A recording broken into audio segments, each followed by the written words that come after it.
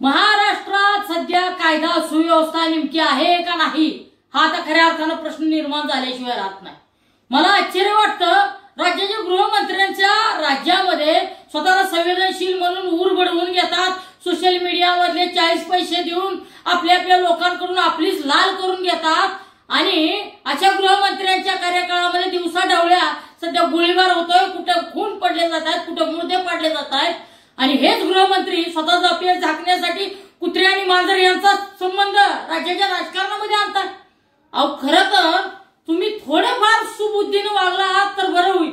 गृहमंत्री साहेब, आजकाल जत्रेतल्या खेळण्यातल्या स्टॉलवरच्या बंदुका मिळाव्या तशा पिस्तुली आणि रायफली मिळायला लागल्या।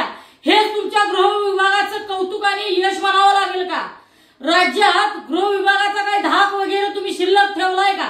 केवळ आज इकडचा घे उद्या तिकडचा घे, मांडीवर घे आणि त्याला सत्तेचं लॉलीपॉप दे एवढं करण्याच्या नादात तुम्ही महाराष्ट्र पुरता नाचवून ठेवला असं म्हटलं तर वावगं ठरणार नाही। तुम्ही टीका टिप्पणी करण्यापेक्षा स्वतःचा विभाग सांभाळा, महाराष्ट्रात शांतता कशी नांदेल याचा प्रयत्न करा। डोकं लावायला तर खूप येईल हो, पण महाराष्ट्राची शांतता भंग करून तुम्हाला नेमका कोणता हेतू साध्य करायचा आहे हे तर कळू द्या। महाराष्ट्राला अशांत करणाऱ्या प्रवृत्तीला आता महाराष्ट्रानेच मातीमोल करावे लागेल हे या निमित्तानं लक्षात ठेवावं लागेल।